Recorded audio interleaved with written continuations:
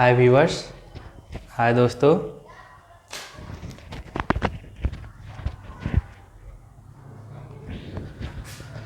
हाय दोस्तों। Welcome back to the channel ज्ञान का चमकता पाठशाला में।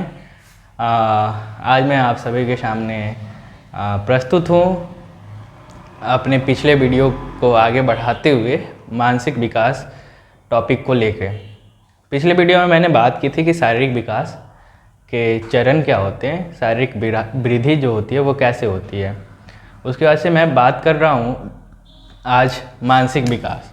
जो हमारा मानसिक विकास होता है वो हमारा कैसे होता है। देखिए दोस्तों, यहाँ पे मैंने शब्द यूज़ किया है विकास। इसके पहले वाले वीडियो में मैंने यूज़ किया था शारीरिक वृद्धि। तो विकास वृद्धि से तात्पर्य मैंने आपको पहले ही बता दिया था कि वृद्धि एक निश्चित समय तक होती है, विकास जो होते हैं वो अनवरत चलते रहते हैं, यानी वो कंटिन्यूअस चलते रहते हैं हमारे जन्म से लेके मरण काल तक।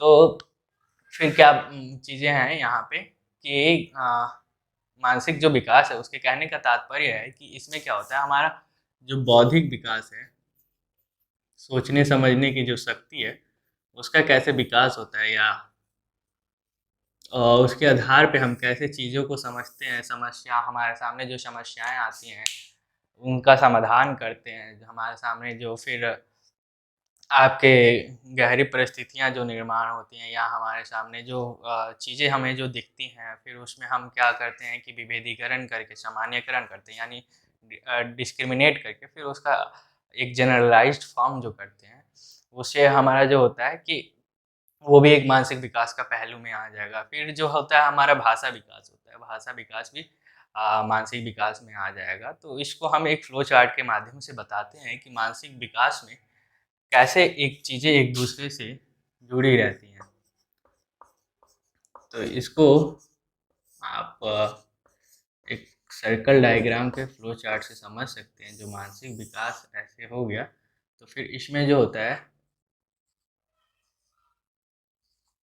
संवेग तथा प्रत्यक्षीकरण। सबसे पहला जो बच्चा जन्म लेता है वो क्या करता है ना, कि वो अपने संवेगों से सबसे पहले कुछ ना कुछ चीज़ें अनुभूति करता है, और फिर उसका प्रत्यक्षीकरण करके उन चीज़ों में वो अंतर स्पष्ट करता है। और उसके बाद से ये समय व प्रत्यक्षीकरण चीज़ों से संबंधित उसका संबोध तथा संप्रत्यय निर्माण करता है, जिसे हम इंग्लिश में क्या बोलते हैं, ये कंसेप्ट फॉर्मेशन करता है, संप्रत्यय निर्माण करता है चीज़ों से रिलेटेड।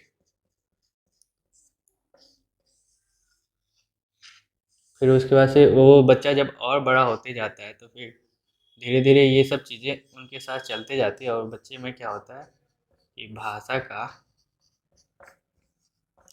विकास होते जाता है। बच्चा सबसे पहले सर्वप्रथम क्या होता है कि बच्चा जब जन्म लेता है, तो वो जन्म लेने के साथ ही क्या होता है कि रोने से अपने आप को व्यक्त करता है या इशारों से व्यक्त करता है। तो सांकेतिक भाषा उसकी डेवलप होती है। फिर उसके बाद से सांकेतिक भाषा के बाद से उसमें क्या होता है कि मौखिक भाषा सुनेगा तो वो फिर बोलेगा, तो फिर मौखिक भाषा का निर्माण होगा। फिर धीरे धीरे उसकी लिखित भाषा का निर्माण होती है। तो इसके बाद से फिर भाषा के विकास से इसके अगले चरण में हम देखेंगे कि जो होता है स्मरण शक्ति का विकास होता है, कि कैसे बच्चा किसी चीज़ों को स्मरण किया रहता है, तो उसका विकास होता है। फिर उसके बाद से धीरे धीरे उसमें बच्चा में स्मरण शक्ति का विकास हो गया, तो फिर अगले चरण में क्या होता है, मानसिक विकास का सबसे महत्वपूर्ण चरण है कि समस्या समाधान का विकास।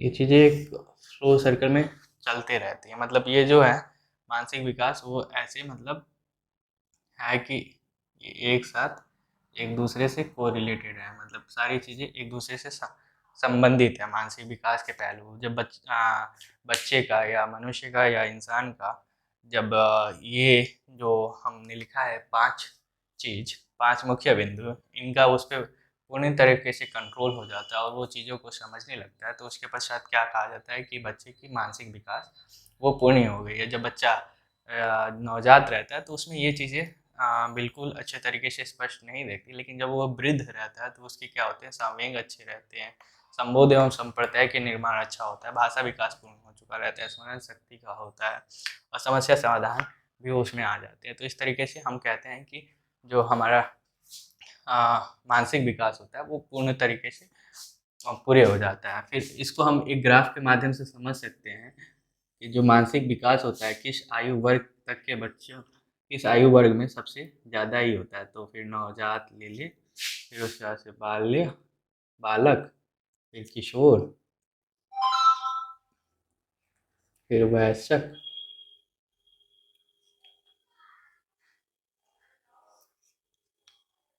प्रौढ़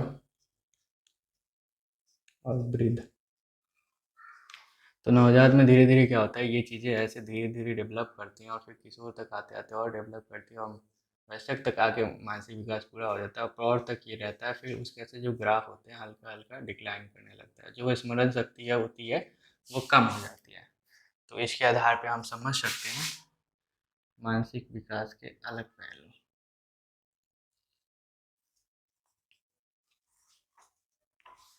इसमें मुख्य तौर पे हम इसका स्मरण की बात की। तो इस प्रकार से आप समझ सकते हैं। फिर धीरे धीरे करके मैं आपको पॉइंट वाइज एक्सप्लेन करते जाता हूँ। पहला जो पॉइंट है वो संवेग तथा प्रत्यक्षीकरण है। तो सबसे पहले बच्चा क्या करता है ना कि चीज़ों को देखता है, सुनता है, सूंघता है, खाता है तो उसका स्वाद लेता है और फिर अगर उसे स्पर्श होता है तो उसका उसे अनुभव होता है। तो ये क्या हो गया, हमारे संवेग हो गए। संवेग को हम किस भाग में बांट गए, कान के आधार पे सुनना, आँख के आधार पे देखना, बच्चा जब जन्म लेगा तो आँखों के आधार पे उसे देखेगा, फिर सुनेगा, फिर उसके बाद से नाक से वो क्या लेता है, सांस वगैरह लेता है तो उसे खाने का पता चलता है, फिर जीभ जो हो गई, जीभ से उसे स्वाद का पता चलता है, फिर उसके बाद से स्किन या चर्म से उसे अनुभूति होती है स्पर्श का।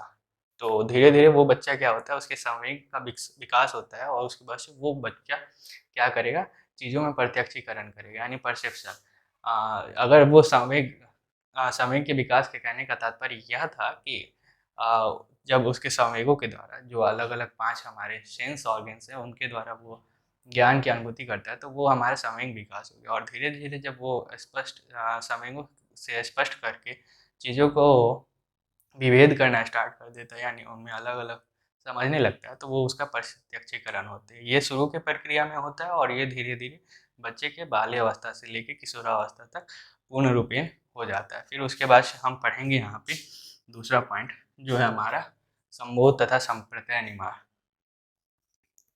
संबोध तथा संप्रत्यय निर्माण का अर्थ है कि हम किसी चीज़ों को बारे में जानते हैं तो उसका हम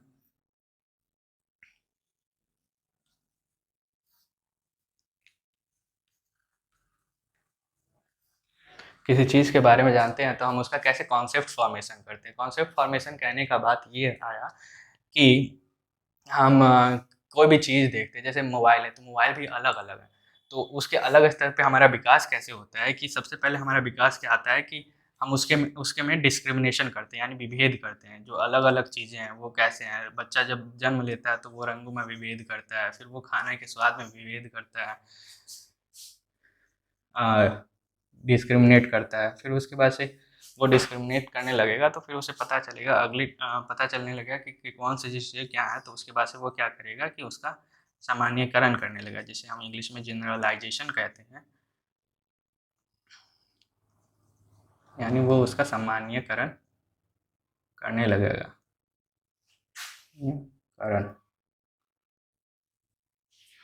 तो ये उसमें हो जाता है। फिर उसके बाद से हम लोगों ने पढ़ा कि भाषा का विकास तीसरा बिंदु में मैं आपको बता दूं कि भाषा का विकास में जब बच्चा जन्म लेता है तो उसमें सब सर्वप्रथम वो जन्म के साथ माँ कहता है, तो माँ के पश्चात उसका माँ से होता है लगाव, फिर वो घर के और परिवारों को समझता है। तो इसमें ये क्या होता है, उसके अंदर धीरे-धीरे भाषा का विकास होने लगता है और कुछ समय तक इसमें कहा जाता है कि बाल्यावस्था तक इसमें सबसे ज़्यादा जो शब्द भंडार की वृद्धि होती है, वो संज्ञा का वृद्धि होता है। यानी वो सबसे पहले नामों को जानता है, वो पहचानता है, तो संज्ञा संबंधित उसके जो भाषा हैं, उसका विकास होता है। फिर उसके बाद से धीरे-धीरे उसका संज्ञा संबंधी विकास होने के बाद से क्या होता है, उसके अंदर जो शब्द भंडार होते हैं, वो उसमें धीरे-धीरे बढ़ने लगते हैं। यानी वो बच्चा जब बड़ा होता है, तो उसमें मौखिक भाषा की वृद्धि की स्मरण शक्ति का विकास कैसे होता है बच्चों में?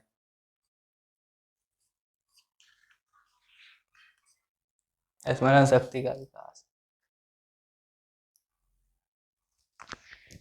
स्मरण शक्ति का विकास, हम स्मरण शक्ति के विकास की बात करें तो बच्चा जब स्टार्टिंग में रहता है, उसको ग्राफ के माध्यम से मैंने प्रयास किया बताने का, एक ग्राफ के माध्यम से यहाँ मैंने बताने का प्रयास किया है कि उसमें स्मरण शक्ति का विकास कैसे होता है। बच्चा जब नवजात रहता है तो उसमें स्मरण शक्ति बहुत ही मतलब कम रहती है, वो धीरे धीरे फिर स्मरण शक्ति उसकी बढ़ते जाती है और एक समय आने तक वो बच्चे की स्मरण शक्ति होती है वो बहुत ही ज़्यादा मतलब तीव्र हो जाती है, बच्चा बहुत ही ज़्यादा याद करने लगता है। फिर उसके बाद से धीरे धीरे वो चीज़ स्मरण शक्ति क्या होती है कि उसकी कम होने चालू हो जाती है। तो फिर इसमें क्या है कि हर्लॉक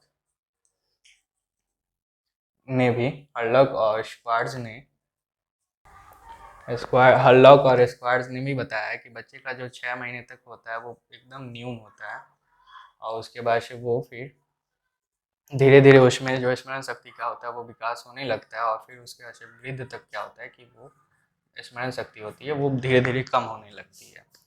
उसके बाद से फिर स्मरण शक्ति के विकास के बाद से हमने बात करी कि समस्या समाधान का विकास, यानी बच्चा के अंदर जो है वो समस्या समाधान का विकास जो होता है वो मानसिक विकास के अंदर आता है। इसमें क्या होता है कि बच्चा कैसे उसके सामने जो समस्या आती है उसका कैसे वो विकास करता है, वो धीरे धीरे उसके बचपन काल से स्टार्ट हो जाता है।